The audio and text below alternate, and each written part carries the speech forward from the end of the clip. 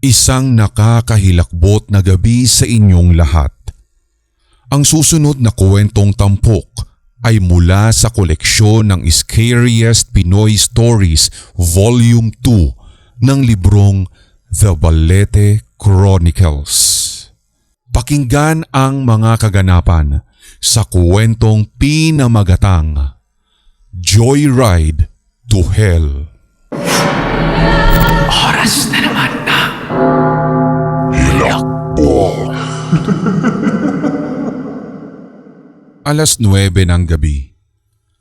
Paubos na sana ang tinda ni Mildred ng mga inihaw na parte ng manok at pork barbecue. Sa araw-araw niyang pagtitinda sa may tapat lamang ng sari-sari store ng kanyang pinsang si Gemma, ngayon lamang siya inabot ng ganitong oras.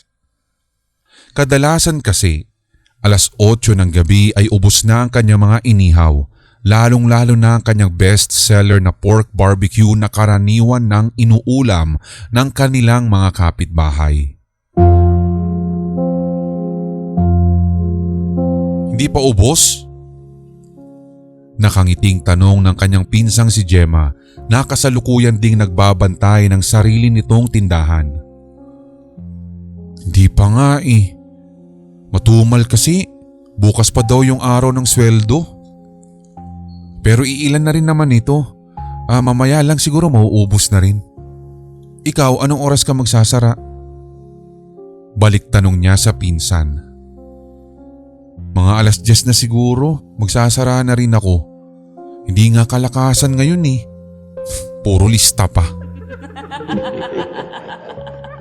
Nasa ganoong pag-uusap ang magpinsan nang may dumating na isang maliit na motorsiklo. Sakay ang isang binatilyo na may angkas na dalawang babae sa likuran nito. Medyo siksikan na ang tatlo. Maingay ang motor, halata kasing nagpapasikat ang binatilyo sa mga angkas nito, kaya paharurot ng ito ay huminto sa tapat ng sari-sari store ni Gemma. Yosi nga po. Maangas na sambit ng binatilyo kay Gemma. Ay, yosi lang. Ang kuripot naman ni JR. Anang isang babaeng nakasakay sa gitna ng motorsiklo. May kaliitan ito at bilugan ng pangangatawan. Oo nga, pa-soft drinks ka naman. Kanina pa tayo paikot-ikot eh. Nakakauhaw din kaya? Udyok ng pangalawang babae. Matangkad naman ito at medyo payat. Aba, libre joyride na nga kayo? Pa-soft drinks ko pa?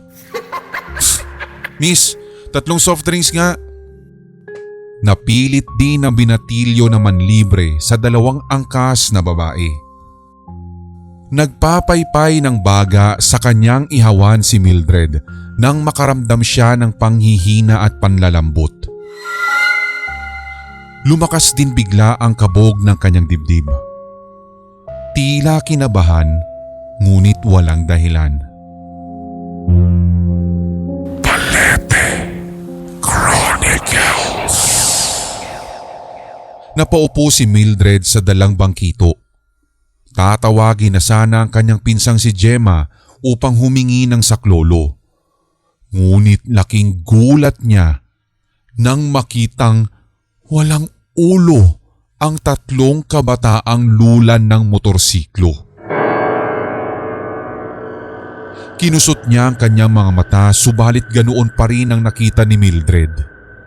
Walang mga ulo ang 3 kabataang kasalukuyang bumibili sa harap ng tindahan ng kanyang pinsan. Ilang di pa lamang ang layo niya sa mga ito. Pilit na pinakalma ni Mildred ang sarili.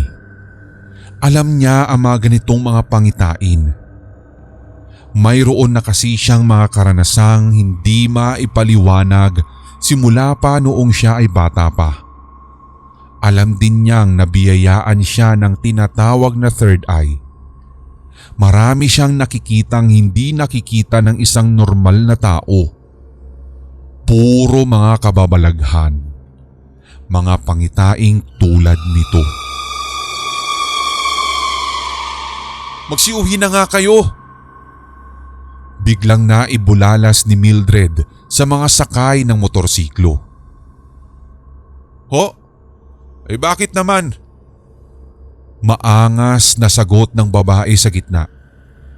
Hindi na ito makilala pa ni Mildred sapagkat wala ngang mga ulo sa kanyang paningin ang tatlo.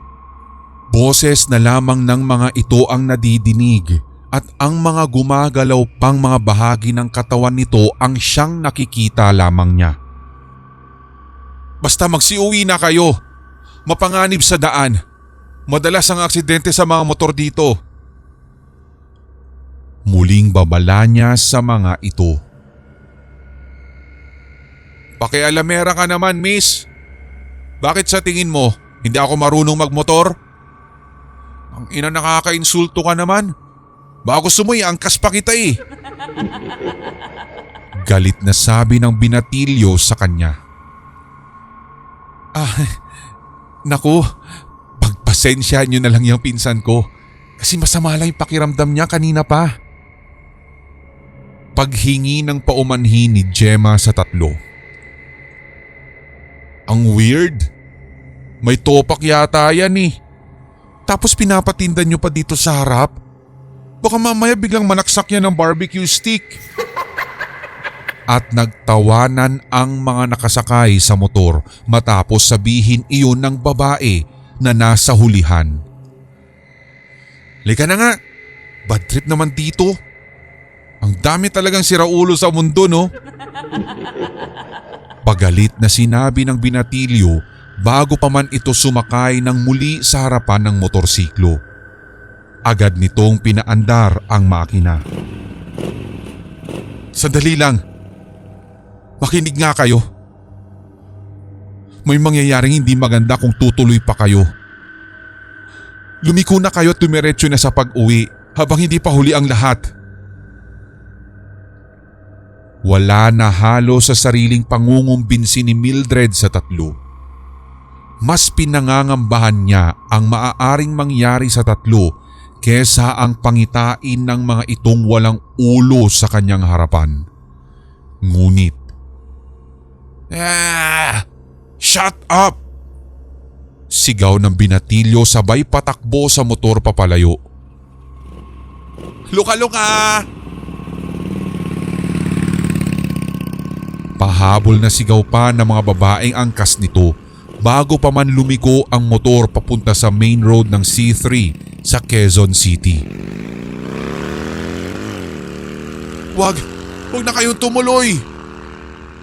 Pahabol pang sigaw ni Mildred sa tatlo pero nakaliko na ang mga ito. Gemma, may masamang mangyayari sa kanila. Alam ko, nakita ko. Kailangan natin silang pigilan. Naiiyak ng paliwanag ni Mildred sa pinsan. Ginawa mo na silang balaan pero hindi sila nakinig. Sa tingin ko huli na ang lahat. Hawak na nila ang kanilang buhay. Seryosong tugon ni Gemma. Alam niyang may kakaibang kakayahan si Mildred. Dahil ilang beses na rin naman nila iyong napatunayan magmula pa noong bata pa sila. Pero alam din niyang hindi lahat ng bagay ay kayang baguhin ng pinsan. May mga pangyayaring magiging piping saksi na lamang ito.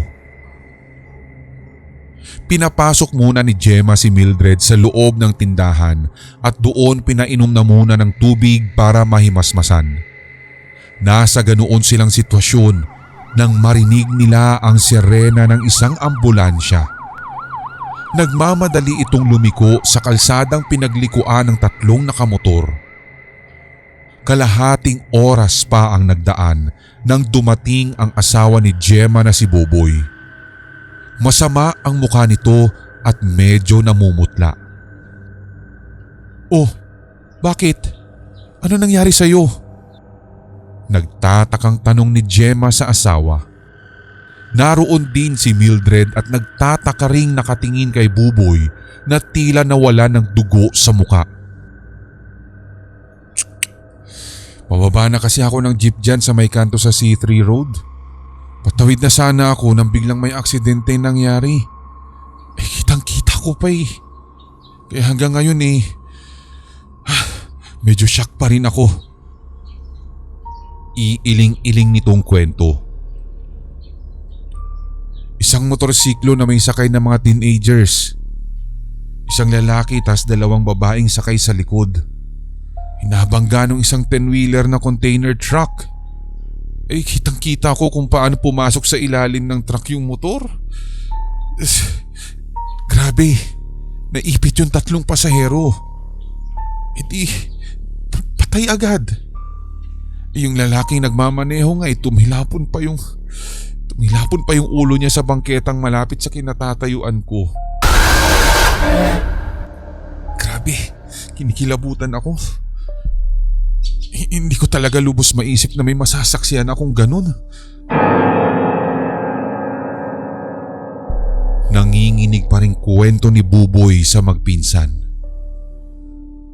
Doon na umikot ang paningin ni Mildred hanggang sa tuluyan na siyang mawalan ng malay tao.